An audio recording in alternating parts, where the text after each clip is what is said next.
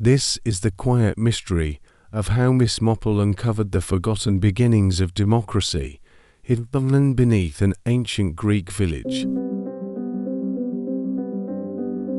Welcome to the Thrice of Driftaway Tales. I am your host Elias. If you are liking this science-based mysteries, then please subscribe this channel to show your support. Chapter 1: The Pebble That Wouldn't Stay Quiet. The first pebble struck the bottom of the old well and sank.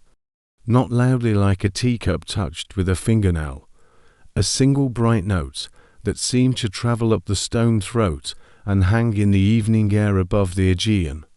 Miss Marple, who had paused on the coastal path precisely because the air felt as if it were holding its breath, turned her head in time to see a boy snatch his hand back from the well lip and look guilty at the horizon. Another pebble slipped, chimed, and rolled to silence. Far below, water answered with a delicate echo, as if tallying. "Accidents," the boy said in excellent English, which always makes denial more ambitious. "Of course," Miss Marple agreed, stepping closer with the deliberation of someone who has never once tripped while minding everyone else's feet. The stones around the well were scored with old footfall and newer chalk marks. Ropes, tarped crates, a brush tray. The archaeologists had left the site tidy as a schoolroom after last bell, and yet the boy's pebbles had insisted on drawing the day's curtain up again. He swallowed. "They say it's a voting well." He glanced toward the white-walled village dozing uphill. "They also say not to say that word." "Both seem true," Miss Marple said, and listened to the silence the way a beekeeper listens to a hive, for the pattern that explains the sound. It was meant to be a quiet fortnight sea air, early fruit, and the agreeable company of a book that already knew how it ended. But on the quay a fisherman had mentioned professors up by the chapel with measuring sticks and, in the same breath, a well that remembers who is fair. Even a saint would have gone to look. Miss Marple took the donkey track past time, past stone-warm cats who blinked at her with lazy citizenship, and arrived at the fenced square where the chapel's shadow blessed the dig. Dr. Lydia Petrikis, sun-browned and bright-eyed, came striding from a tent with a clipboard and a grin that belonged to the kingdom of curiosity. "You must be Miss Marple," she said, as if delivering good news. "And this is Andreas, who should be studying and instead is teaching pebbles bad habits." Andreas blushed in Greek. "The stones have had worse tutors than boys," Miss Marple said. "They've learned from men." Petrikis laughed, then lowered her voice. "We're careful up here. The council wants tourism without controversy. Athens wants headlines without error. And I want the truth without losing my permit." Miss Marple looked into the well. The shaft was lined with close-cut blocks. 5 courses down a faint ring of letters emerged from the wet green. Not numbers, not prayers' names. Her breath made a small, involuntary sound. "Women's names," she said, touching nothing. Petrikis nodded. "We think so, but someone thinks otherwise." They walked the periphery, while twilight decided which color to keep. Petrikis explained. An older excavation had mapped the chapel foundations, noted the well, and stopped no funds, no appetite for anything that wasn't a mosaic of saints. This season her team had sunk to meters deeper and found the ring, short inscriptions in a hand crisp as a baker's cut, repeated at regular intervals: midwife, baker, weaver, keeper of olives. If these were names, they were women's names. If these were offices, they were the ordinary ones. "The trouble," Petrikis said, "is that democracy is supposed to begin with men debating on stones, not women counting pebbles in a well." "Supposed by whom?" Miss Marple asked. She had never found history improved by gentlemen with tidy diagrams. "By professors who drink Retsina at the symposium and never ask who refilled their jug, Patricus said. I shouldn't tell you that, but then, I invited you to walk because I was hoping to say it. Miss Marple smiled. There is a freedom in telling sense to someone who will not misplace it. They stopped at a crate stenciled with a code. Patricus lifted the lid. Inside lay river stones, each the size of a quail egg, each showing the unnatural polish of many fingers. A dozen bore shallow incisions, lines and dots that weren't quite numerals.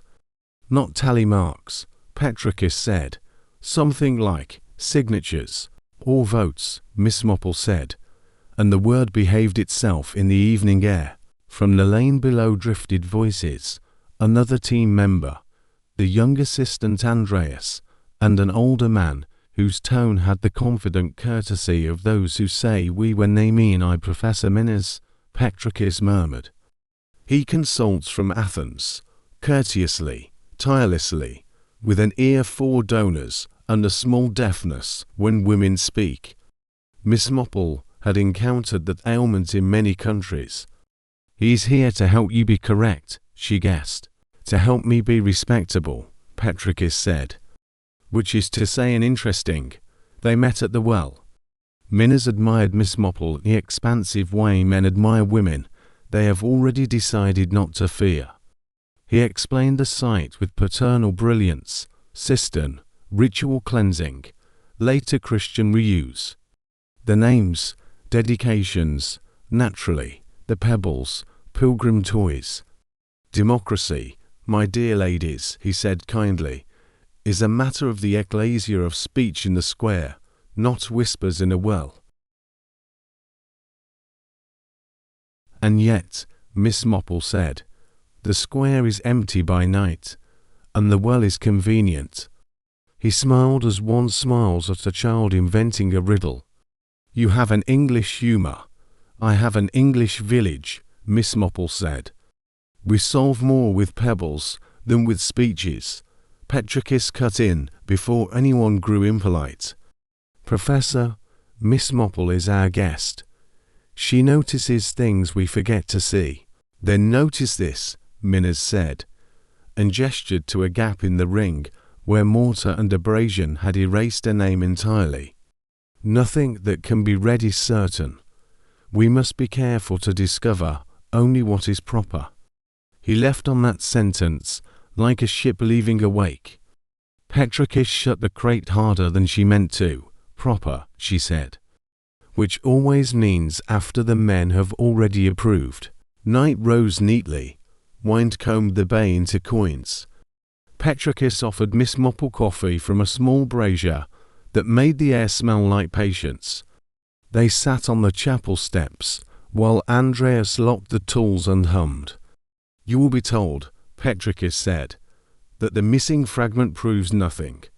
You will be told, if we find it, that names are nicknames, or that women's names mark offerings made for men. You will be told what we have already been told. Andreas and Miss Marple called gently, do boys ever hide things to protect girls from trouble? He froze, then turned with the honesty particular to the young. Sometimes we hide things to protect truth from trouble. Miss Marple nodded, which is a handsomer lie, but still a lie. Have you seen the missing fragment? He looked at Patricus, then at Miss Marple. A shepherd found it a year ago, before the dig reopened. He keeps it in his hut, high on the goat path. He thinks professors steal sunshine. Then we will go early, Miss Marple said, as if proposing a picnic. When the sun is charitable and the goats still busy with their own democracy. Patricus exhaled, relief, laughter, defiance. They all sounded alike in the blue Greek dark. You are not afraid I will be wrong. Miss Marple placed her empty cup on the step with the precision of a signature. My dear, I have been wrong many times. It rarely altered the truth. It merely altered the route by which it reached me. Down in the well, a late pebble settled itself with the slightest chimed yes. The air held it.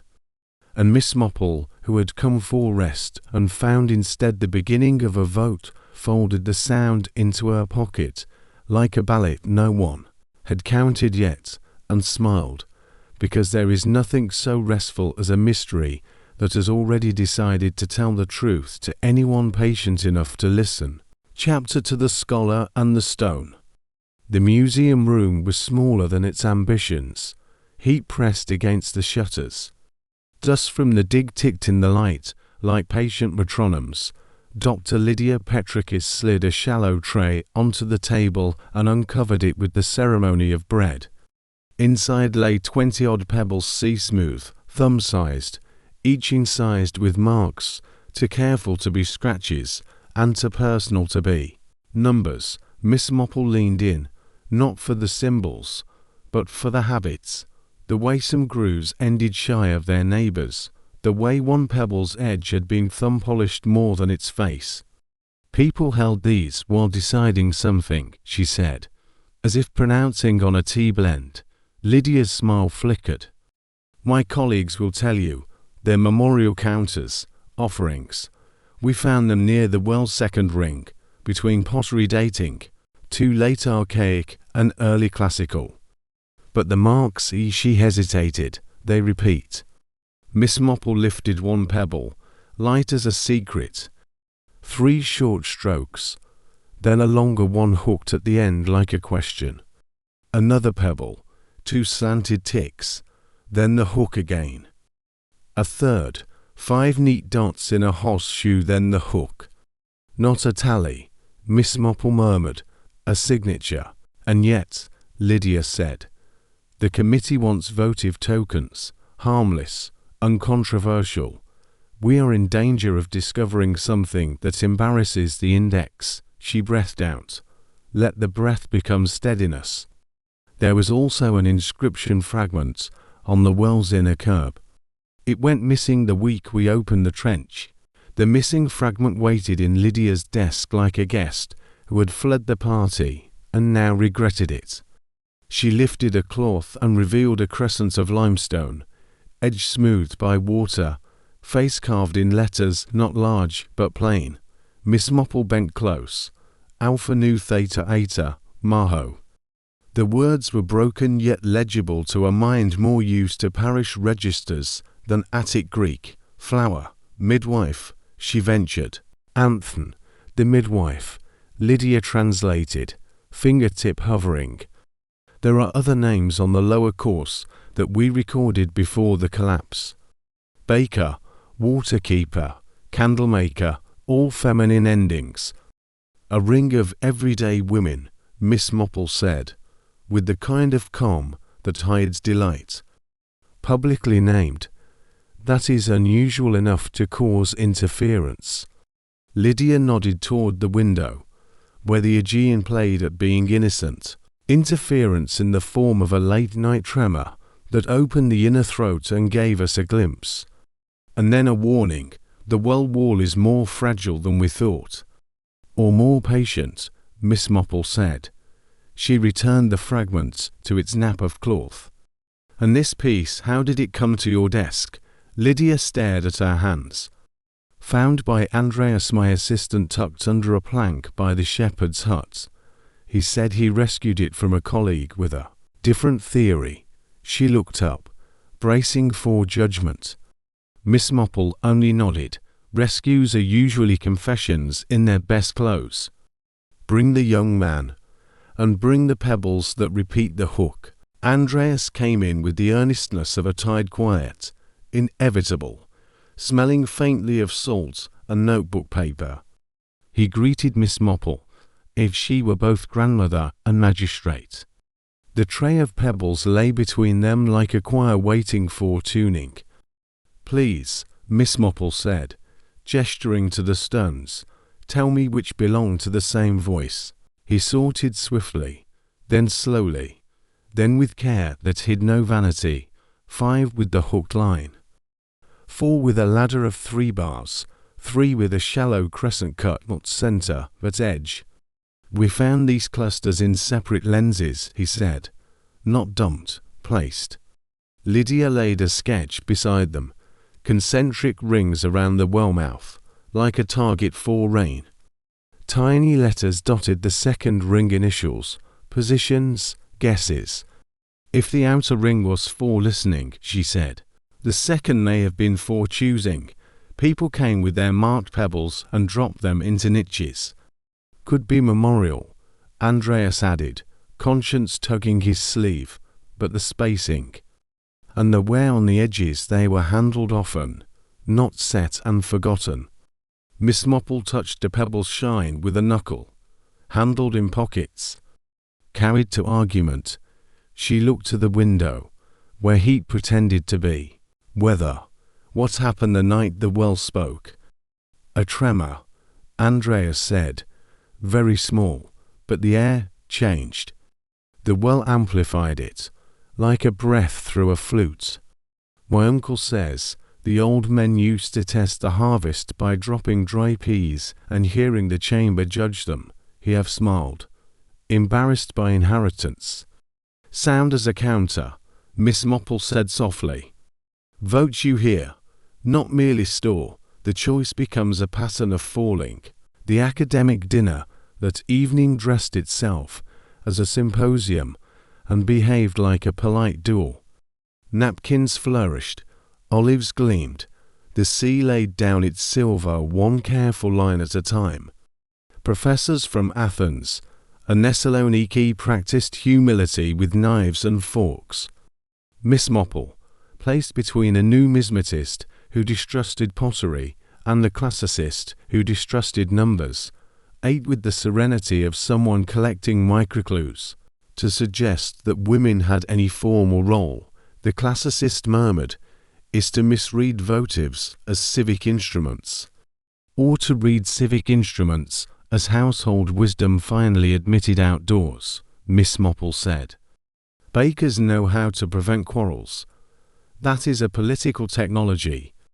Across the table, a senior scholar lifted his glass. Democracy requires orators, men trained to speak reason.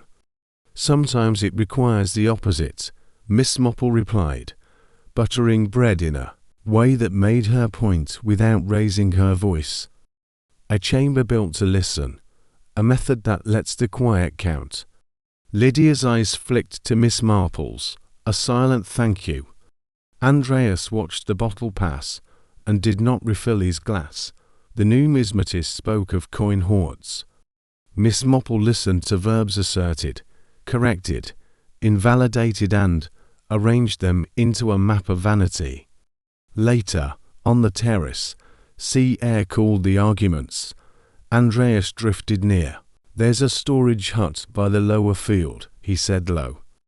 A crate was switched last night. I couldn't prove it, but the rope had new knots. Always follow knots, Miss Marple said. They are the fingerprints of haste. She looked back into the dining room where laughter had resumed its duty. And listen for who stops laughing when the word women is spoken. They return to the well by moonlight because mysteries prefer to be addressed in their native tongue. The rope, newly retwined, lowered without complaint. The bucket kissed the water and rose. Miss Marple crouched and peered into the throat.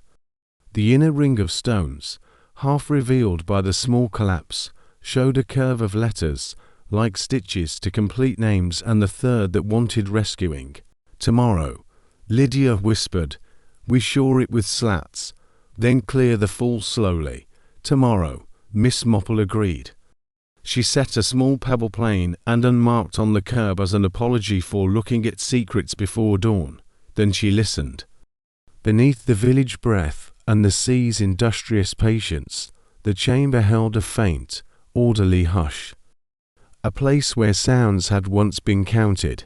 Democracy, she said, almost to herself, may have come from a habit older than speeches, the familial grace of taking turns. Lydia touched the limestone fragment in her bag, as if checking its pulse.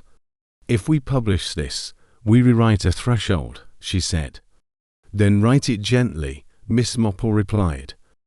Houses crack when new doors are slammed. She stood, joints making sensible complaints. First, we recover the missing crate. Second, we trace the knots. Third, we let the stones tell their story without anyone's career speaking over them. The moon made a quiet ledger on the well mouth.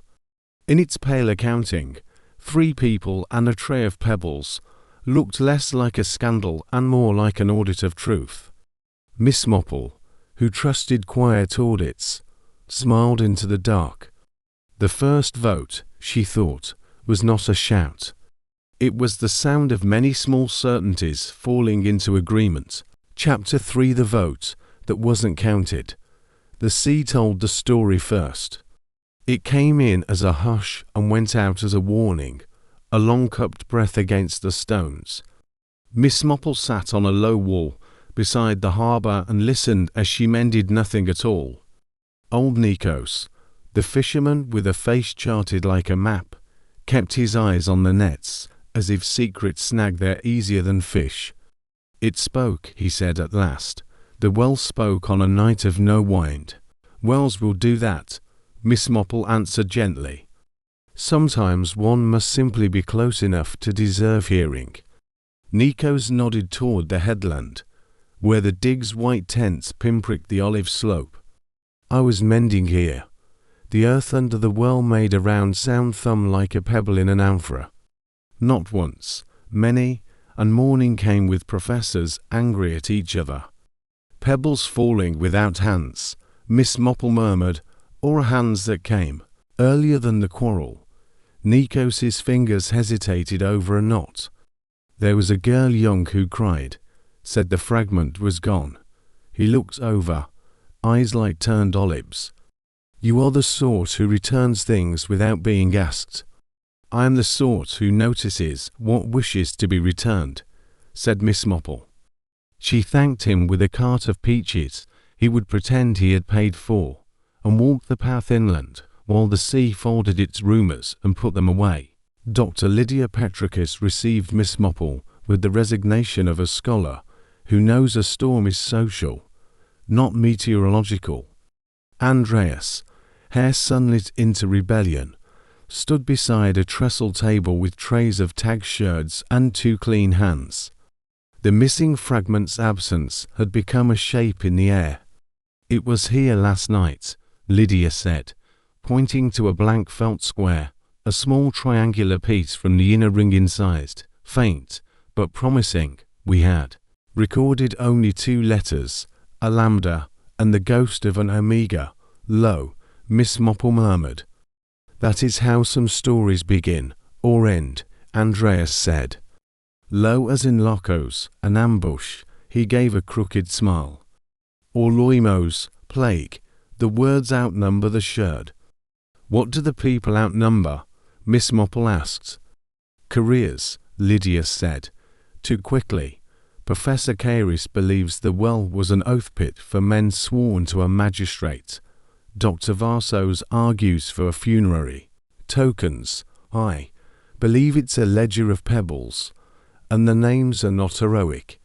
Miss Marple looked past them to the well, open now like a pupil. The inner throat had been propped in a careful square, timber braces like unplayed music. You will find your fragment, she said. Not where you expect. Not by accident. She touched the railing and listened. The faintest tremor walked up the wood, not from wind, not from footfall. Your well keeps time with something below, a chamber perhaps, or an amphora cluster. Caverns, Andreas said. The map shows pockets. The sound could have travelled. Then the sound that Nikos heard could have been. Votes arriving, Miss Marple said. And the 2 scholars looked at her as if she had suggested that bread preferred to be sliced diagonally. Lydia gestured toward the village beyond the olives. If the fragment is hidden, it will be hidden where people dislike the noise of academics, she said. Which is to say, anywhere. I'll ask Nikos. No, Miss Marple said kindly. Ask his wife. She will know who passed, who at the hour a fragment goes missing, They found Eleni wiry, sun-browned sorting figs on a wooden tray that looked old enough to have met Plato shopping. She did not waste words on welcomes. Her kindness was the kind that assumes you'll be thirsty later and prepares water in advance. "Who hides scholars' things?" Lydia asked, in the tone one uses for gossip that might save a fence from falling. "Those who prefer peace," Eleni said, "or those who prefer a different story." She chose a fig, turned it, and put it in the bowl for jam. Kairis passed the lane like a man late to his own funeral. The shepherd Nerio came down after dark, which is odd his lamb would never have the courtesy. She looked up, saw Miss Marple's hat, and softened. And there was a light on at old curious Sophia's hut. She keeps no oil. "May we take her bread?" Miss Marple said. "I find art moves when greeted with something to spread." They climbed a goat path that practiced honesty. Curious Sophia's hut sat like a correction on the manuscript of the slope. The old woman herself appeared before they knocked, a length of twine in one hand and a look that had no patience for category. "Tea," she announced, which in any language means "I know already." She poured into thick cups and watched Miss Marple watch the room. The hut had one shelf of jars, neatly labelled in a hand that had not yet learned to tremble, one low table, one chest with a cloth square whose corner hid the general outline of a triangular something. "We were told your lamp burned late," Miss Marple said, folding her hands, "and that our missing piece might like your company." Sophia sighed with relief. "It could not be left there," she said. "They would fight over it like crows." She lifted the cloth.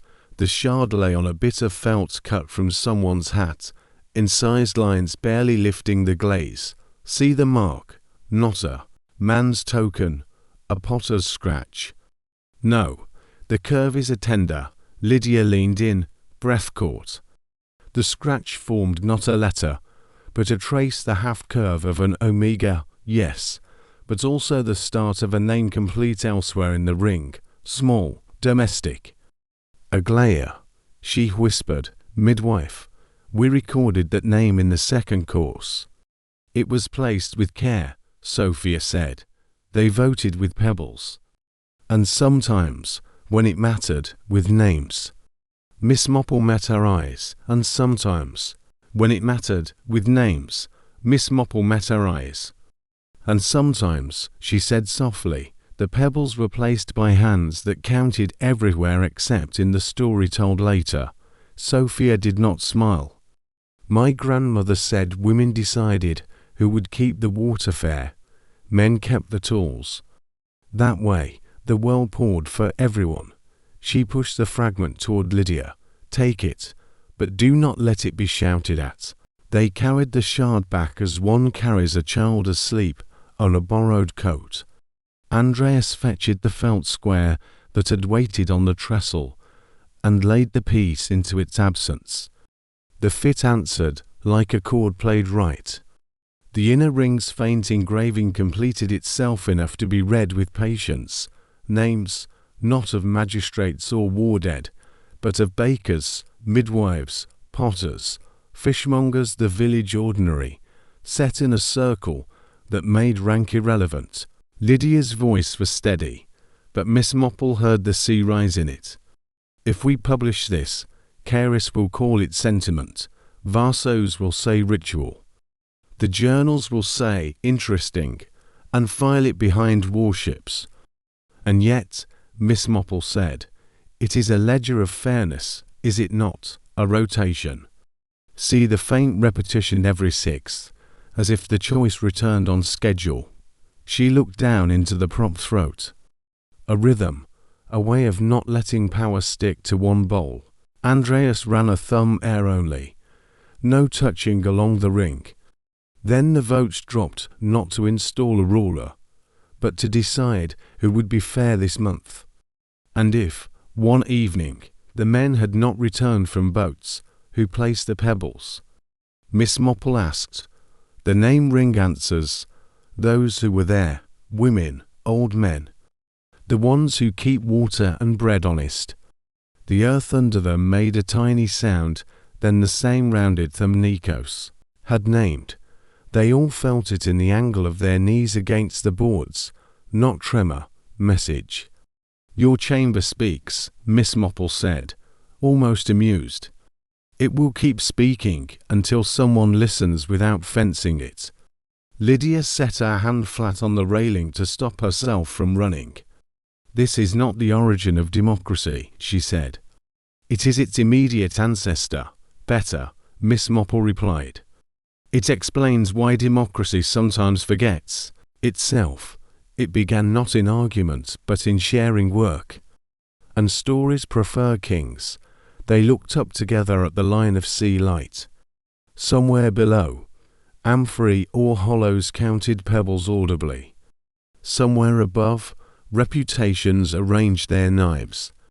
Miss Marple took the fragment onto her palm, then returned it to felt. We have, for now, a vote that wasn't counted, she said. Let us count it before the story decides otherwise. Lydia exhaled. Tomorrow we photograph, catalogue, publish. Tonight, Miss Marple said, we put the shepherd's hut back in order. We thank Kyria Sophia for her theft, and we carry a kettle to the well. If the earth wishes to speak when pebbles fall, we shall have the decency to answer. And under the olive shade the dig exhaled like a living thing, relieved, imperiled, awake. Chapter 4. Shadows at the Symposium. The symposium glittered the way a sea does at noon flashing, shallow light concealing sudden depth. A long table sat under a vine-latticed terrace, cicadas supplying a tireless metronome, while glassware chimed with a scholar's idea of merriment. Miss Marple, in a simple summer coat that made no argument for attention, took a seat at the edge where breezes edit conversation. Across from her, Professor Maynorn practiced a smile that belonged in footnotes. Beside him, young Andreas guarded a folder, as if it were a sparrow. Dr. Lydia Petrikis arrived late, with a dust ring still shadowing her wrist and archaeologist's halo. Toasts began. To reason, Maynorn intoned, lifting wine. To evidence, said the French epigrapher, who adored evidence chiefly when it agreed with him. To timing, added the Athenian official, his watch catching ochre light. Miss Marple took water and silence. She watched who refilled whom's glass without asking, who reached with both hands for bread, who ignored it entirely, a symphony in minor keys. When talk turned inevitably to origins, Maynorn declared, democracy began when men learned to speak without fear. He paused for the sentence to admire itself. Or perhaps, Miss Marple said, gentle as lemon, when someone finally learned to listen. The cicadas performed a neat crescendo. The official smile thinned.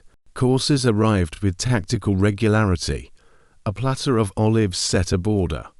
Grilled fish drew a line under certainty. At the far end, a rival team murmured around a tablet screen showing the day's finds.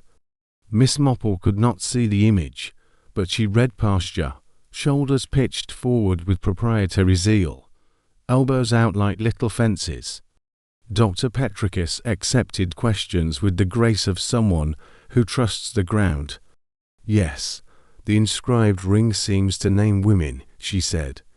No, we don't claim suffrage. Names do not grant ballots, only presents.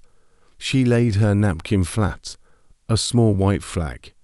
The official dabbed his mouth. Presents can be misread, he said. A memorial ring, perhaps. The dead have many names, especially when the living fear them, Miss Marple observed, smiling toward the sea. She watched Andreas. The young man's hand had not left the folder. When Professor Maynorn leaned to pour him wine, his gaze flicked once, then twice, toward the clasp, The pour overshot. A theatrical spill. "Oh dear," Maynard exclaimed. Clumsy, a napkin descended. In the momentary tanglecloth, apology, glass Miss Marple saw a second hand reach toward the folder's edge and retreat as Andreas clamped down. "So," Miss Marple said brightly, as if nothing had almost happened, "how fortunate we eat under vines. They remember how to share weight." The French epigrapher, having found a captive audience in Lydia, lectured on letter forms. "These strokes exquisite, 5th century at the latest," Lydia countered gently. "Tool marks suggest local hands, not Athenian." An island script, stubborn with pride. The word pride turned the official's head.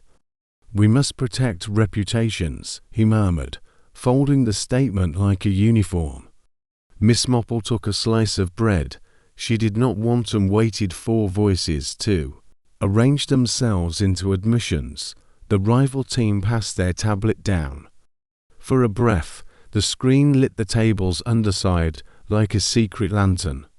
On it, a photo of the missing fragment before anyone had admitted it existed. Miss Marple counted the seconds. It took Maynard to look away. 2. A guilty number. "Tell me," she said to no one and everyone, "how often do pebbles talk?" Laughter loosened shoulders, only when counted. Andreas said, relieved to speak of something clean. He tapped his folder. "We found grooves like tally marks along the world's inner ring. If stones were dropped, sound would strike the amphitheater below, and—" He stopped, seeing the official's interest. Lydia touched his sleeve. "We'll publish together." "Publish quietly," the official said, meaning late. Cicadas changed key. A breeze turned plates into compasses. Miss Marple sipped water as if it were ink, and she could read it. Midway through a speech on civic virtue, the power flickered with island mischief. Darkness pressed in, then released. In that soft blackout, Miss Marple heard 5 distinct things: a glass tilt, a knife-kissed porcelain, a chair leg drag and paper sigh. When lights returned, Andreas's knuckles were white on nothing. The folder had shed a single map, now tucked beneath the official's memorandum, as though it had migrated for warmth. "What is lost?" Miss Marple asked, already knowing. "Only a duplicate," the official said, too quickly. He slid the paper back, edges damp from the sweat of a borrowed palm.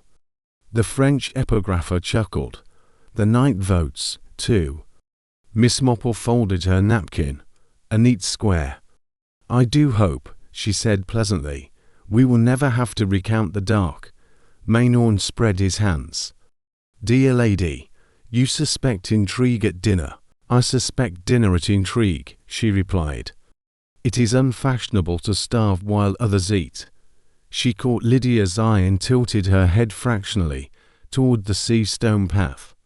Lydia rose. "Dessert," she suggested. "I'll fetch figs." Andreas followed. Miss Marple excused herself to admire the moon, which had obligingly provided a corridor of light. They met by the parapet, away from plates. The air smelled of fennel, salt, and argument. Andreas looked stricken. They saw the grooves.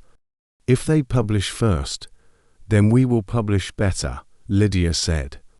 With the acoustics, she pressed the reclaimed map flat on the parapet. The antechamber must connect to the lower well throat.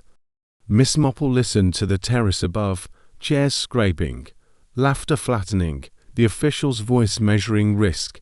"You will need proof that sound counts," she said, "not theory demonstration." Andreas's face brightened with the recklessness of youth. "Pebbles," he said, dropped in sequence.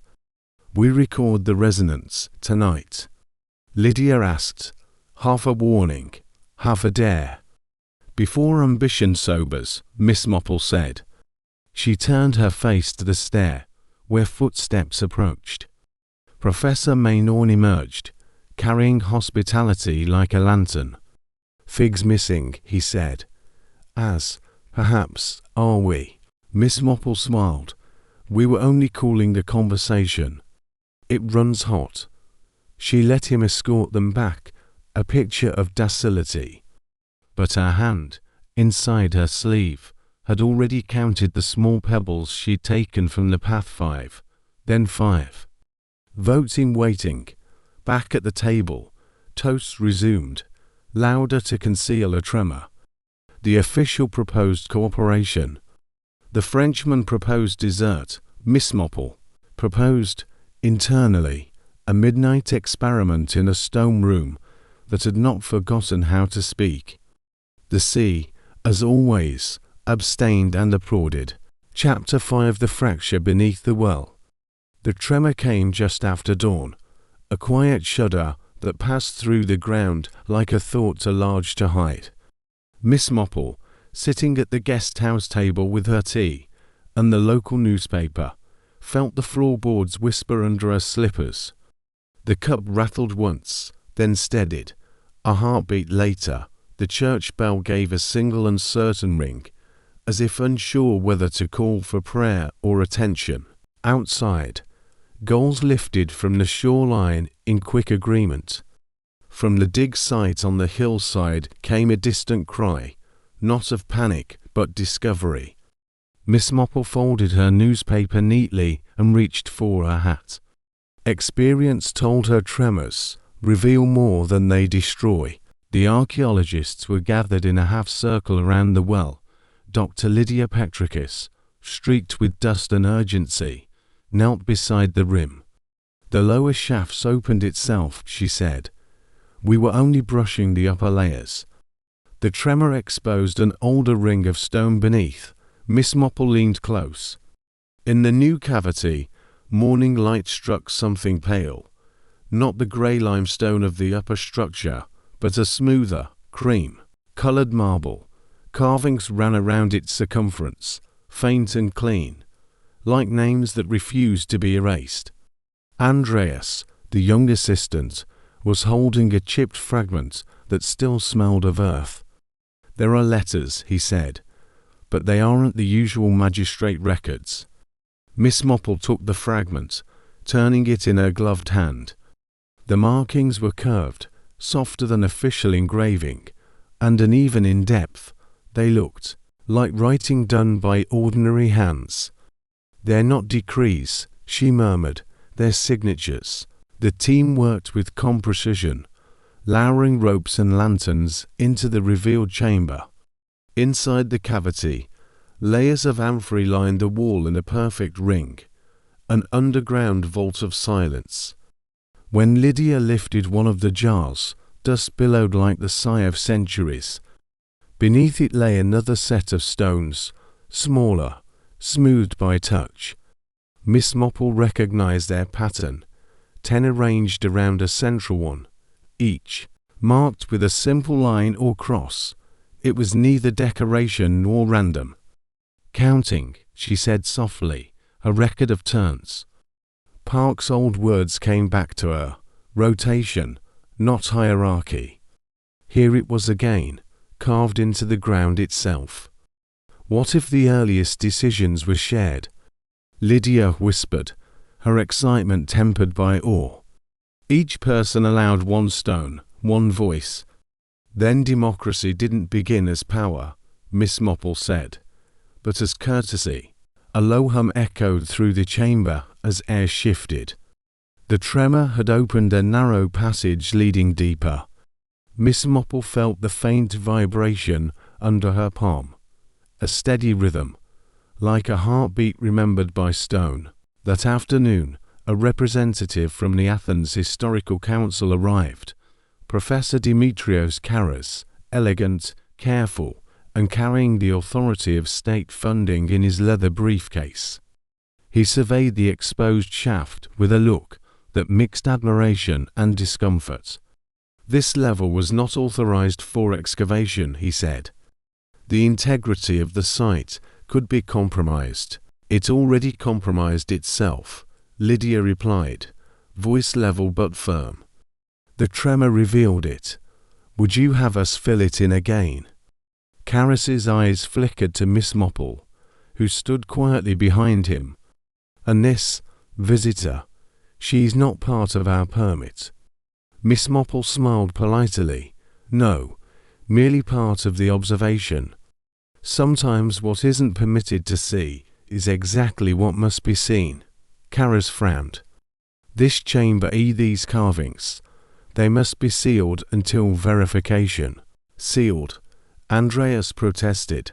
This could rewrite early Hellenic history. Which is precisely why it must be handled delicately, Carus said. We cannot allow speculation. Miss Marple looked at the ring of carved names, half-shadowed in the well's light. Speculation is the seed of understanding, she said gently. Without it, you only preserve ignorance. Carus hesitated, hearing the quiet authority behind her courtesy. Very well, he said at last. A brief survey, but nothing leaves the site. He walked away to dictate notes to his assistant. Lydia leaned toward Miss Marple. He wants this quiet because it contradicts Athens' narrative, democracy as invention of the city, not of the villages. Then we shall listen to what the stones remember, Miss Marple said. They have been quiet far longer than men have been loud. As twilight descended, they resumed work. Lanterns glowed in the shaft like patient eyes. The new carvings, now dusted clean, revealed something astonishing. A sequence of female names repeated every few stones, carved beside symbols for bread, weaving, and water. These aren't officials, Lydia breathed. They're women, tradespeople, midwives, artisans. Andreas traced one with his gloved finger. Each cluster ends with a mark. C. A small circle beside one name. It could mean chosen. Miss Marple nodded. A record of rotation, not rule. Leadership as a duty, passed by rhythm. They voted for balance, not for dominance. The lantern flickered as if approving the idea. The silence in the shaft felt less empty now, more like listening. Then came a faint crumble from below, the deep earth rearranging itself. Miss Marple steadied her hand on the wall and felt it again. That subtle pulse. There's a hollow below this chamber, she said.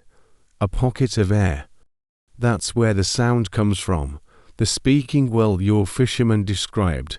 Lydia's eyes widened.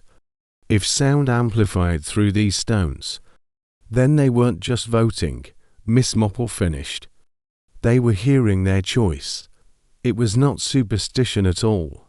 It was design. The well had been built to echo, translating pebbles dropped into it into rhythm and tone. Democracy had been sung before it was spoken. When they emerged from the shaft, night had folded itself neatly around the village. The sea reflected a thin slice of moon, trembling like a secret about to be confessed. Miss Marple paused at the edge of the dig, brushing soil from her gloves. It is curious, she said, how truth waits for sound to find it. Lydia smiled, exhaustion softening her face. Do you think this will change anything? It will change everything for those who listen, Miss Marple said. But the rest will continue voting for the noise. Behind them, the ancient well glowed faintly with lantern light. The carved names shimmered, as if alive again, 10 around one, perfect balance held by patience. The air hummed softly through the new fracture, carrying a tone that no machine could record, but every heart could recognize. Miss Marple listened once more before leaving, and thought she heard the faintest whisper of pebbles falling, a sound that might have been agreement. Chapter 6. The following morning dawned with a sharp brightness that felt almost suspicious. Seagulls wheeled low over the coast, and the dig site half collapsed, half revealed glimmered faintly under the sun. Miss Marple arrived early, before the students or officials, before even the dust had decided to rise. She carried with her a simple purpose: to listen again. The well's interior had dried slightly overnight, leaving a pattern of concentric rings on the marble light impressions, like fingerprints of time. In the center, a cluster of stones caught her attention. They weren't scattered as debris, they had been arranged. She crouched, adjusted her spectacles, and realized they formed a clear rows, one of smooth pebbles, another of porous ones. Each line alternated light and dark. Voting stones, she whispered to herself. Yes or no, light or dark. But then she noticed something stranger, somewhere inscribed, faintly scratched with symbols: hands, leaves, waves, and the sun. Not decisions, she murmured, identities.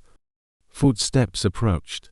Dr. Lydia Petrikis arrived with her satchel of field notes, hair pinned up in the efficient coil that signaled she meant to battle bureaucracy today. You're early, she said. Listening hour, Miss Marple replied. Before opinions wake up. Lydia smiled faintly and knelt beside her. Together, they studied the 2 rows. Lydia began to sketch. There's a rhythm, she said. It repeats every 6th symbol. Miss Marple nodded. A cycle, possibly rotation. Rotation of what? Lydia asked. Responsibility. Miss Marple answered softly. Below them, the faint sound of water seeped back through the cracks, soft and regular. The well seemed to breathe again. By mid-morning, the rest of the team had gathered. Andreas, still dusted with sleep, and Professor Karras, polished and skeptical as ever.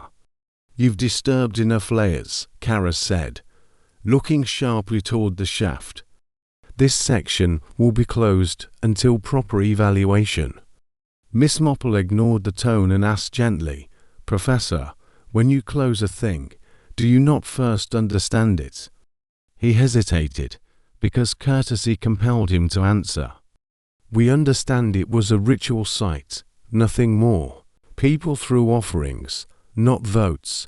Offerings are votes, Miss Marple said quietly. They are transactions of faith. Andreas held up one of the pebbles. Sir, this is not an offering. It's part of a pattern. C. Equal spacing, distinct scratches. Scratches can mean anything, Karras snapped. Indeed, Miss Marple replied calmly, which is why the honest mind doesn't hurry to erase them. Silence, respectful and edged, settled around them. Lydia seized it. We will photograph and document before any closure. Surely you agree, Professor? Karras exhaled frustration clothed as formality. 1 hour, he said at last, and in that hour everything changed. Under the lower ledge of marble, Andreas discovered a narrow cavity sealed by clay hardened like shell. When he chipped it open, a small chamber emerged. Inside lay a thin slab of stone, etched with columns of symbols, tiny circles and crosses arranged like musical notes. Miss Marple brushed away dust. A ledger, she breathed. Not of goods, of voices. Lydia bent to look. Each line corresponds to a symbol from the pebbles. Yes, Miss Marple said, tracing the carvings. Each entry records a turn, a vote, a voice. Andreas stared at the slab as if it were alive. How old? 6th century BC, Lydia whispered, perhaps earlier. This system, Andreas murmured, it isn't chaos. No, Miss Marple agreed. It is cooperation carved into stone. The discovery spread through the camp like wind through wheat, soft at first, then impossible to ignore. Someone called the slab the people's ledger. Someone else called it dangerous. The air thickened with anticipation and unease. By late afternoon, Sir Roland Keene arrived from Athens, neat enough to make dust step aside. What have you found this time? He asked Miss Marple dryly. Another morality disguised as archaeology. Miss Marple handed him the ledger. He examined it with a deepening frown. These marks are deliberate. They are the earliest record of collective choice, Lydia said. Roland sighed. Athens will not like this. They prefer democracy to have a single birthplace. History rarely grants monopolies, Miss Marple said, and truth never requests permission. Roland looked at Lydia. The council will send inspectors. Protect your data. Andreas photographed everything feverishly. Miss Marple moved among them, anchoring panic before it sprouted. By dusk, the slab was sealed in a temporary case for safekeeping. The dig grew quiet except for the sea brushing the cliffs, like breath against old glass. Miss Marple lingered long after the others departed. The shaft glowed with lantern light, the new carvings soft as whispered names. She peered into the chamber listening as much as looking. The water below caught the last twilight, reflecting it upward in trembling streaks of gold. The glow reached her face like a blessing. When she finally returned to the village, night had settled with deliberate gentleness. Cicadas chanted patient measures. The case containing the ledger rested on her table, unspoken oath. She left the window open. Truth travels easier on fresh air. Later, faint sounds echoed from the dig, a drip, then another. Miss Marple lit a candle and followed the noise. The well gleamed under the moon, its new fracture breathing cool, rhythmic notes into the night. There she heard it again, a pattern, to notes repeating, then silence. Yes, no, yes, no, as steady as a heartbeat. You're still voting, aren't you? She whispered. Olive leaves rustled behind her, the sound unmistakably like agreement. Back inside, Miss Marple opened her notebook. Moonlight and candlelight met on the paper, like two philosophies shaking hands. She wrote, the first democracy was not born in speech, but in rhythm. People did not argue. They listened until their hearts fell into the same beat.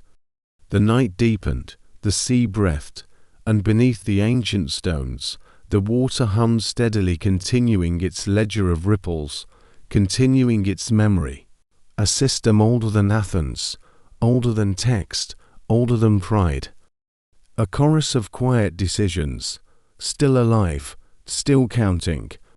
Miss Marple closed her notebook, knowing the next day would bring officials with polished shoes, loud opinions, and tidy narratives. But tonight belonged to the stones, and stones, as she well knew, keep better records than people. Chapter 7. The Broken Seal. The letter from Athens arrived before dawn, its corners damp from sea air and urgency.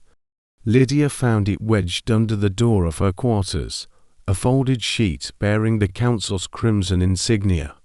She unfolded it by lamplight, scanning the phrases she had already feared: immediate oversight, state protection of national relics, transfer to official custody. By the time she reached the dig, the sun was just beginning to wake the stones. Miss Marple stood by the well, a cup of tea balanced on the ledge, surveying the horizon, though waiting for something inevitable.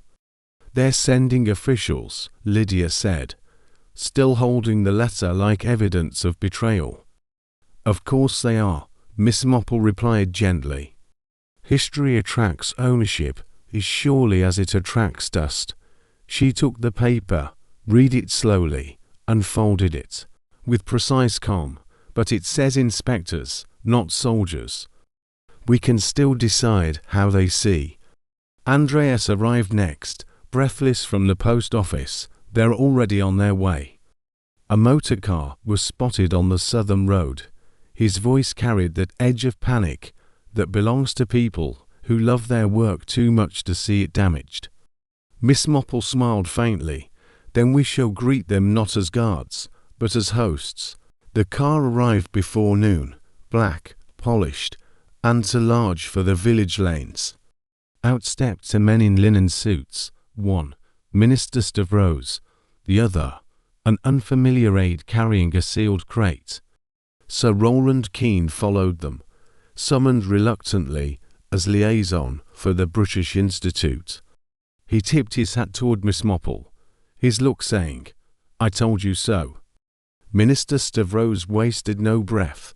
"Ladies and gentlemen," he began, "the Greek government thanks you for your diligence. However, matters of heritage must be centralized. This site will now be under direct Athens supervision.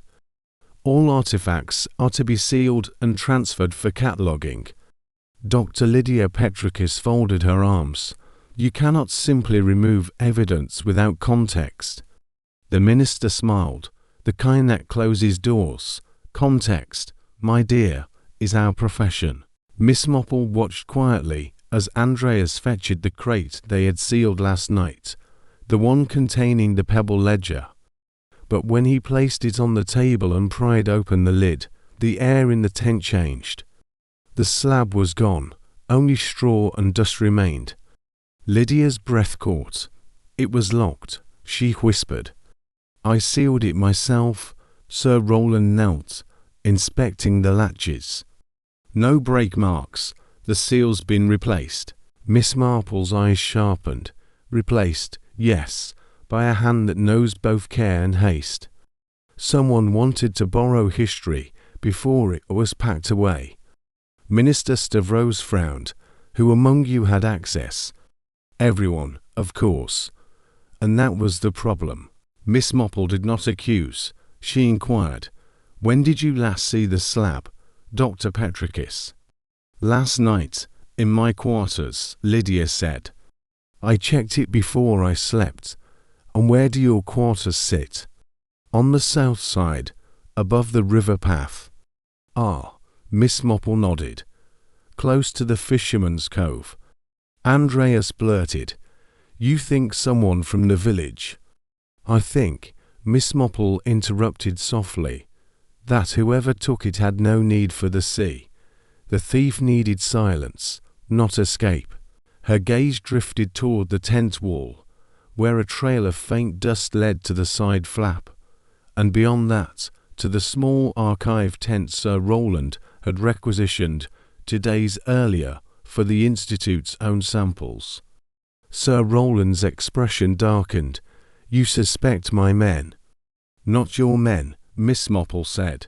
"Your manners. The British have a habit of tiding discoveries into their own cupboards." Rowland flushed.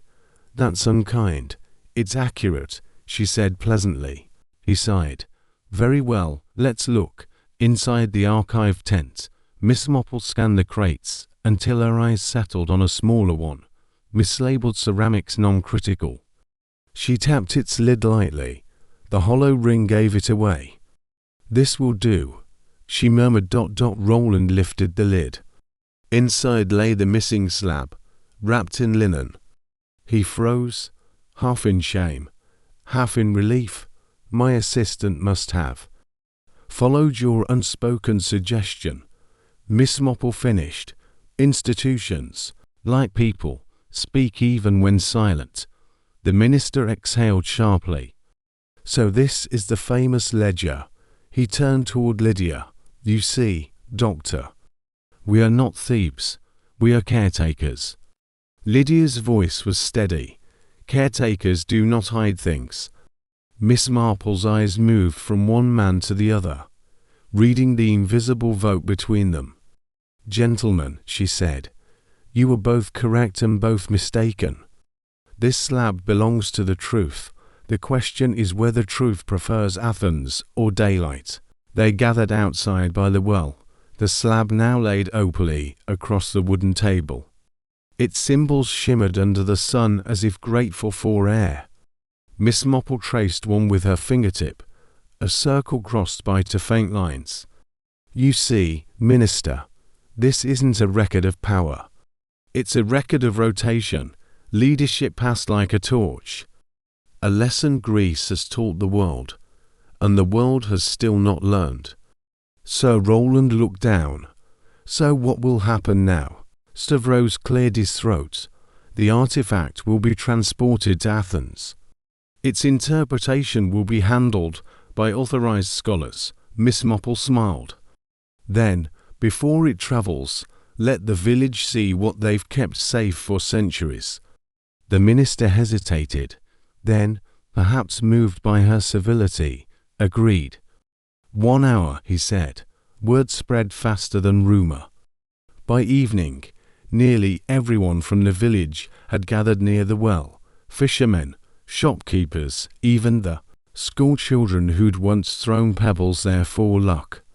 They stood quietly as Lydia explained the markings, her voice trembling with purpose. These, she said, are not royal decrees or temple offerings. They are the first recorded votes, placed by villagers, ordinary people, perhaps even women, deciding together who should lead. The crowd murmured in awe. A fisherman's wife whispered, "So we are their grandchildren." Miss Marple nodded. Indeed, and their descendants in habit, if not in memory. Someone asked, "What did they vote for?" She smiled. "For one another." When the lanterns were lit, the officials prepared to leave. The crate was resealed, this time under Lydia's supervision. Miss Marple stood apart, looking down at the well one last time. The moon's reflection trembled softly on its surface. Roland joined her. "You won't stop them taking it, will you?" "No," she said. "But they'll never own it." "How so?" "Because ideas," she said, "cannot be curated. They leak, they whisper. They grow in the soil of minds unguarded." He smiled ruefully. "You've always believed discovery belongs to the kind, not the clever." "It's the only way it lasts," she said. The car's engine rumbled to life, the crate secured inside. As dust rose behind it, the village settled into quiet.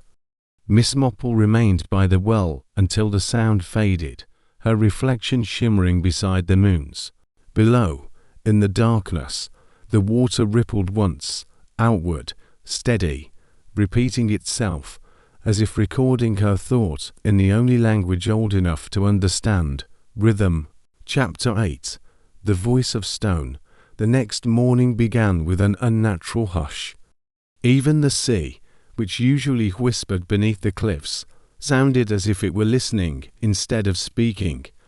Miss Marple felt the change before she understood it, the kind of stillness that precedes a truth finally ready to surface. She took her tea by the window of her small guest house room, watching the well site shimmer with early heat. Lydia was already down there, sleeves rolled, her posture stiff with purpose. By the time Miss Marple reached the site, a small crowd had gathered, not villagers this time, but engineers and acousticians from Athens, summoned by Minister Stavros to verify the chamber's stability. They carried cables, microphones, and the faint arrogance of people who thought sound belonged to machines. Lydia greeted her, eyes alight with cautious hope. "We're going to test the echo chamber below the well. The acoustics are extraordinary." Miss Marple peered down the shaft. The lantern light flickered on the smooth ring of marble where ancient hands had once traced meaning. "Extraordinary," she murmured, "is often another word for misunderstood." They began at noon, when air was still and the sun was directly overhead. A technician dropped a small metal sphere into the well. It struck the marble lip, bounced, and vanished with a hollow note, deep, rounded, haunting. The sound echoed once, twice, then folded into itself like breath returning to lungs. The acoustician leaned over his microphone display. "It resonates at 42 Hz, he said. "That's low-force stone." Lydia frowned. "Not random, though. It's harmonic, almost musical." Miss Marple tilted her head, listening. "It isn't just the stone," she said softly. "It's the air. The chamber below is shaped for voice." Minister Stavros smiled indulgently. "My dear lady, this is a geological anomaly, nothing mystical." "Not mystical," she replied, "mathematical." And then she asked the technician to drop another sphere, this time after a pause of precisely 3 seconds. The sound repeated, the same low note, then a higher tremor, as though two stones were conversing across centuries. Lydia's breath caught. "It's responsive," Miss Marple nodded. "Because it was meant to be. This isn't a well for drawing water. It's an instrument." The people didn't speak their votes, they sounded them. The acoustician laughed nervously. "How could they possibly control that? With rhythm," Miss Marple said. "And with patience, 2 traits democracy no longer practices." Later, when the officials withdrew for luncheon, Miss Marple and Lydia remained. They lowered a small bowl of water into the shaft. The vibrations from below sent gentle ripples across its surface. 5, then 1, then 5 again. Lydia whispered, "It's counting." Miss Marple smiled faintly, perhaps remembering. As the sunlight dimmed behind passing clouds, the air in the shaft began to shift again. It wasn't mere wind. It was pressure, measured, pulsing. Miss Marple closed her eyes and let her ears do what her eyes never could. The low hum rose until it formed a rhythm she almost recognized. She whispered, half to herself, half to the chamber, the same pattern from the pebble ledger, 6 cycles. 5 votes, then pause, then renewal. The marble, bathed in shadow, seemed to shimmer as if nodding in agreement. Lydia scribbled notes furiously. "This explains the ritual," she said. "When each person dropped their pebble, it hit a resonant point. The pattern turned sound into sequence." Meaning, Miss Marple added softly, that when they all voted together, the well sank. That night, after the engineers left and silence returned to its rightful place, the 2 women descended with lanterns and a rope. Andrea stood above, worried but obedient. "If it shifts again." "It won't," Miss Marple assured him. Stones respect listeners. The air inside was cooler, dense with time. They reached the lower platform, their lights trembling on the smooth inner walls. Each carving glowed under soot and calcium. Hands, leaves, the moon, the wave. Lydia traced one. Gently, every symbol is carved over another, layer upon layer. They reused the wall 4 generations, or, Miss Marple suggested, they wanted every voice to overlap. Consensus, carved literally into stone. She set her lantern near the water, at the base of the shaft. "Look," she said. Beneath the surface, faint veins of quartz shimmered. They ran in curves that mirrored the circular voting marks from the ledger slab. When she touched the water with the tip of her cane, light rippled outward through the quartz, not bright, but alive. The glow traveled along the lines like pulse through veins. Lydia gasped. "It's conducting sound through the mineral. That's how the resonance spreads. Every vibration becomes visible and audible," Miss Marple said. The first vote wasn't spoken or written. It was heard. When they emerged again, the moon had risen, high and solemn over the cliffs. The engineers were gone. Only the sea and the stones kept watch. Miss Marple and Lydia sat on the well's edge, dust on their coats, the lantern between them. Lydia broke the quiet first. "If this is true, Miss Marple, it means democracy wasn't a system. It was a harmony." Miss Marple smiled, the lines around her eyes deep with satisfaction. "Indeed. And that harmony began when people stopped shouting and learned to share the same silence." Lydia looked at her, thoughtful. "Do you think the world will believe such a gentle origin?" "Oh, no," Miss Marple said. The world likes louder stories. But the truth doesn't need volume. It only needs patience. The night breeze rose, carrying the low hum again from the well, softer this time, a perfect interval of 6 beats, fading into the sea's steady sigh. Miss Marple listened, eyes half closed. "There," she murmured, "they're still voting." And in that moment, the two women realized what the ancient builders had known all along, that democracy, at its purest, wasn't built on majority or authority, but on resonance, when every differing note, human or stone, vibrated toward the same calm center. The next morning would bring new disputes, new claims, new jealous professors. But for that night, the village slept to the rhythm of a well that had not forgotten how to listen. Chapter 9. The Real Vote. The plan to tame the discovery arrived dressed as gratitude. Minister Stavros returned at noon with a new entourage and a pamphlet mock-up, the Heritage Sound Experience in bronze letters.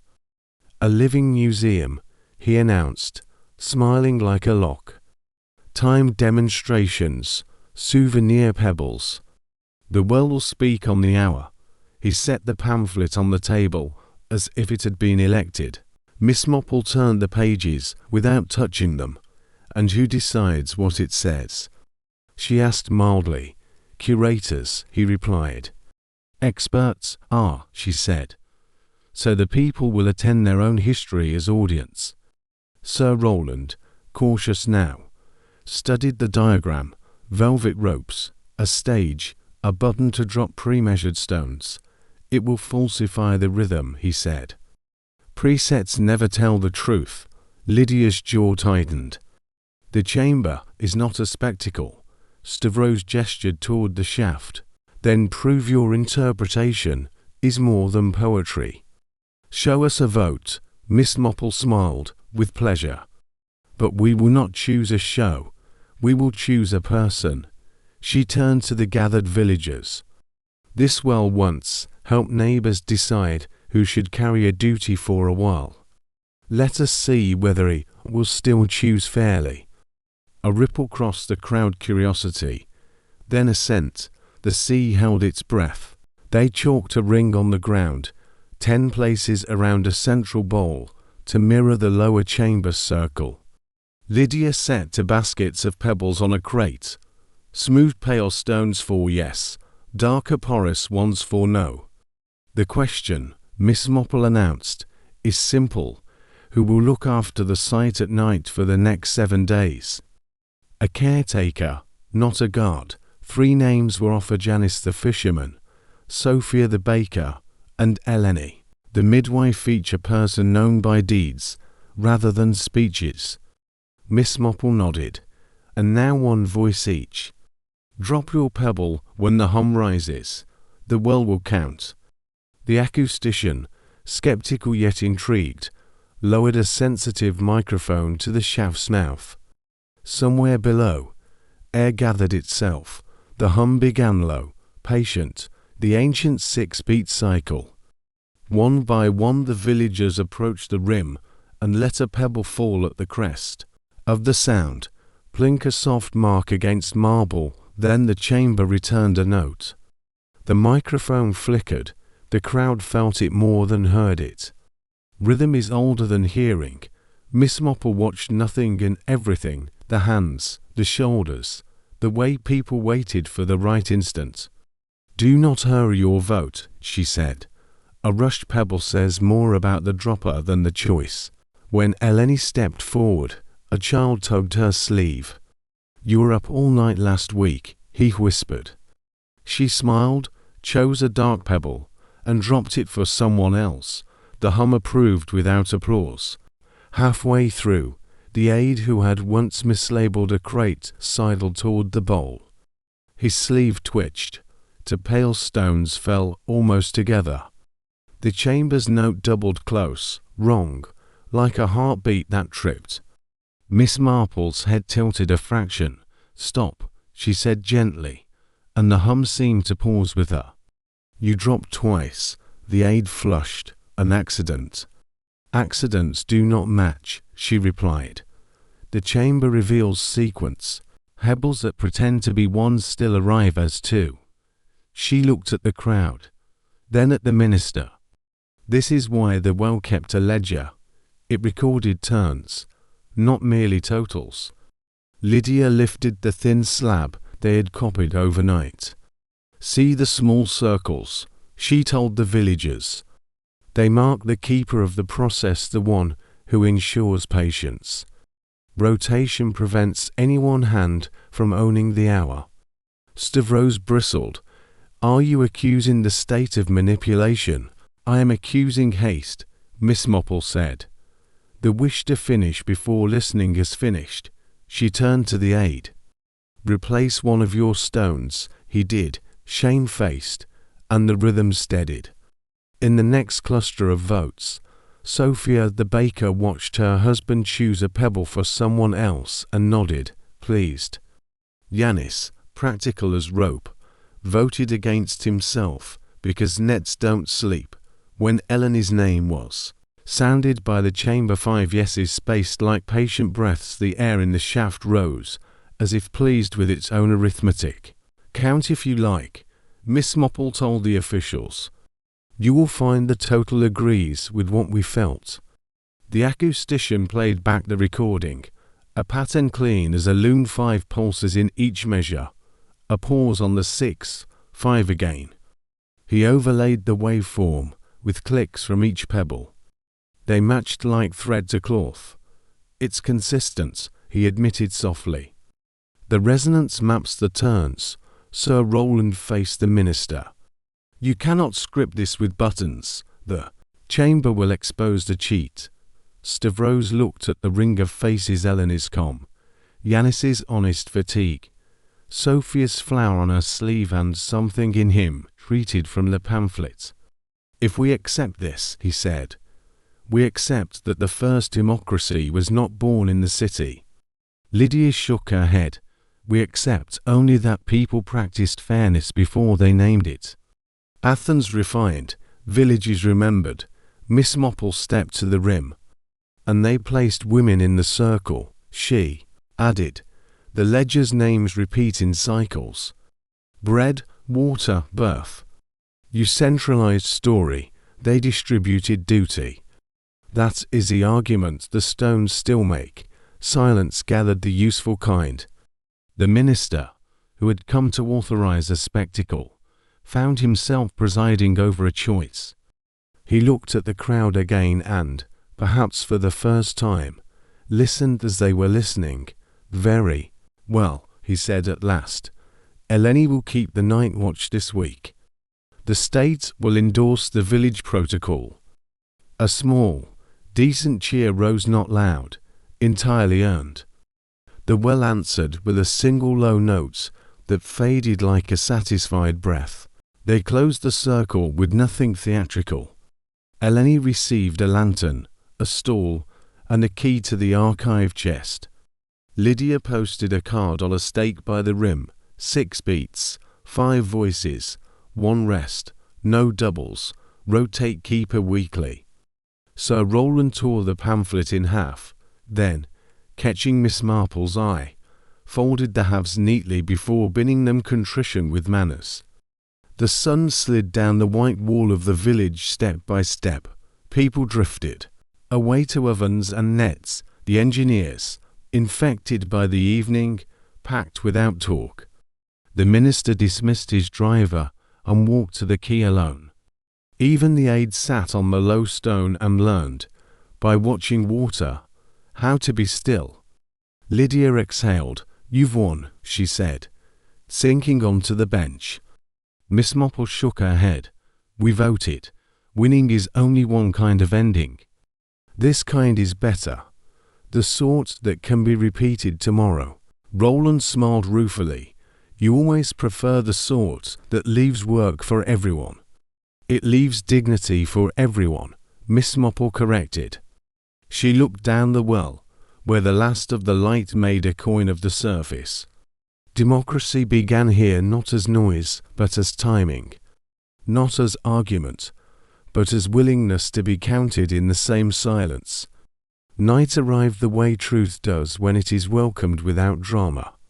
Eleni took her place on the stool, lamp steady, ledger open to a blank page. On the first line she wrote a date, then a single word, begun. From the shaft rose the faintest hum. 5, rest, 5, as if the chamber itself were satisfied to have told its part, and now wished to listen again.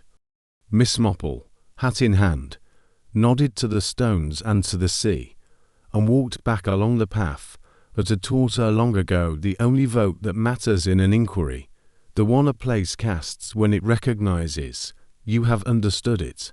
Chapter 10. The real vote.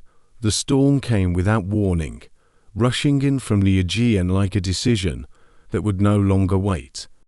By midday, wind scoured the cliffs and sent fine salt through the village streets. The dig site, half covered in tarps, trembled beneath the gusts. Miss Marple stood by the window of the parish hall, watching the sea twist white. When nature wishes to vote, she murmured, it never asks permission. Lydia entered behind her, clutching papers, graphs, sketches, photographs of the stone ledger. They're coming again, she said. Minister Stavros and the council. They want the site sealed permanently, say it's unsafe. But they don't mean safety, they mean silence. Miss Marple nodded. Of course, silence is the oldest kind of censorship. The two women walked together to the well, lanterns struggling against the wind. Down below, the water shimmered oddly, disturbed, but not chaotic. It pulsed as though echoing the storm's rhythm.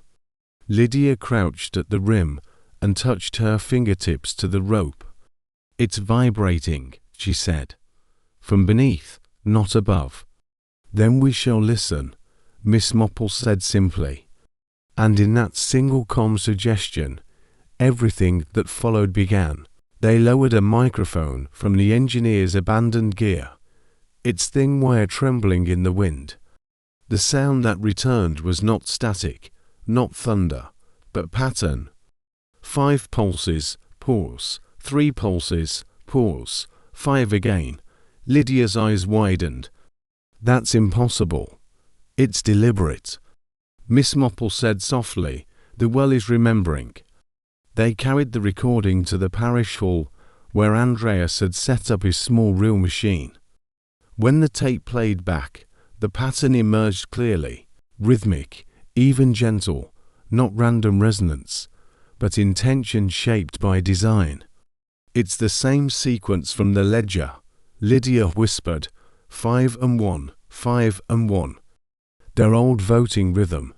Miss Marple smiled faintly. Democracy does not die, my dear. It only becomes quieter.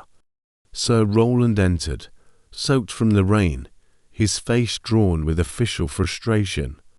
They'll be here by sunset, he said. The ministry plans to close the site, call it an unstable hazard. They'll take your recordings, your stones, everything. Miss Marple looked toward the window, where lightning drew brief geometry across the sky. Then we shall hold one final vote, she said. By late afternoon, villagers had gathered despite the storm. Fishermen, children, scholars, all drawn by something wordless, but shared.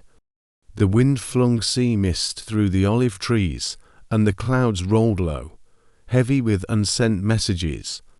Reverend Armitage from the small church agreed to ring the bell once, to mark the start. Lydia set a wooden crate near the well, open, empty, and waiting. Miss Marple took a small pouch from her pocket. Inside were smooth white pebbles she'd gathered from the beach that morning, 1 each, she said. For anyone who believes this well should remain open, not as property, but as memory. Minister Stavros arrived in the middle of it, his car skidding slightly in the mud. What is this? He shouted over the wind. You can't defy state orders. We are not defying. Miss Marple said calmly. "We are participating." He hesitated, unused to contradiction so polite. Around him, villagers dropped their stones one by one into the crate. Each clink echoed faintly down the shaft, joining the hum below. Lydia stepped forward and dropped hers last. "You may take the documents," she said to Stavros, "but not the meaning." The minister looked at her, at the crowd, then at Miss Marple, small, steady, entirely without fear. "You think this performance will change anything?" Miss Marple's eyes were kind and terrible at once. "It already has," she said. At dusk, the storm broke. Rain came soft and slow, washing the dust from the carved names around the well. For the first time, every symbol glistened clear: hands, waves, suns, and the circles of unity. Lydia lifted her lantern close. "Look," she whispered. "Each one is connected by faint lines, like constellations." Miss Marple nodded. Perhaps that was the lesson. Democracy as constellation, not ladder. The water below shimmered again. And then, impossibly, a voice, low, resonant, unmistakably human, emerged from the shaft. It wasn't language, but tone, the sound of unity carved into air. Andreas fell to his knees, stunned. "It's answering us." "No," Miss Marple said softly. "It's remembering us." They stood in silence as the hum faded, replaced by the slow patter of rain. Minister Stavros turned away, hat pressed to his chest, his posture less official now. "You'll have your hour," he said quietly. "After that, the site will be closed. That's all any truth ever gets," Miss Marple replied. That night, when all had gone and quiet returned, Miss Marple walked alone to the well. The wind had settled into a gentle breath. She looked down, her reflection faintly visible in the mirrored surface. She whispered, "Do you remember them still? The ones who listened first?" The water rippled once. "A small, certain yes," she smiled. "Then that's enough." She reached into her coat pocket and drew one last pebble. Smooth, unmarked, ordinary. "For those yet to come," she said, and let it fall. The sound echoed outward, calm and final. When she turned back toward the village, the lamps in the windows glowed like small stars. The air smelled of wet earth and olive leaves. Somewhere, faint and familiar, came the soft rhythm of the well's hum. 5 pulses, pause, 1. The same heartbeat that had once guided a people toward reason. And Miss Marple thought, with quiet certainty, that perhaps democracy did not begin with votes or councils, but with that single patient act of one person waiting long enough to hear another. Chapter 11. The Letter to Athens. Morning returned like a decision that had already been made. The storm was gone, leaving the cliffs rinsed clean, and the sea as calm as a sleeping animal. Miss Marple sat at the small wooden table in her room, a teacup cooling beside her, and a letter half written in careful blue ink. Outside, gulls folded themselves neatly against the sunlight. The village, though quiet, felt wider, lighter. Lydia had gone to the dig with Andreas to inspect the tarps. Sir Roland was at the post office, negotiating what bureaucrats call forgiveness. Miss Marple was writing to Athens, to the Ministry of Antiquities. "It is my observation that the site near Kaloni should not be treated as a matter of ownership but of listening. What lies beneath those stones is not an artifact but a method. The first proof that equality was discovered, not declared. The stones do not ask to be guarded. They ask to be heard." She paused, sipped her tea, and smiled. "That should irritate them just enough," she murmured, and continued. "If democracy began here, it began as rhythm, not decree, as the patience of people waiting for their turn to drop a pebble. Do with that what you must, but please do not silence it again." She signed it, Jane Marple, then added, as though for mischief, independent listener, St. Mary Mead and elsewhere. Down by the well, Lydia was already knee-deep in activity. The storm had shifted the tarpaulins and scattered smaller shards of pottery. The carved names on the well's edge gleamed in fresh sunlight. Even the lines that had seemed to faint yesterday were visible now. Andreas crouched beside the marble ring, tracing the grooves with a brush. The rain cleaned what centuries couldn't, he said. Or perhaps the stones finally wanted to be read, Lydia replied. Miss Marple arrived, just as the first rays reached the bottom of the shaft. It looks happier, she observed. Lydia laughed softly. Do wells have moods, Miss Marple? All old things do, she said. They simply express them more quietly. Sir Roland approached, hat in hand, his usual briskness replaced by something more human. The council has agreed, he announced. The site will remain open.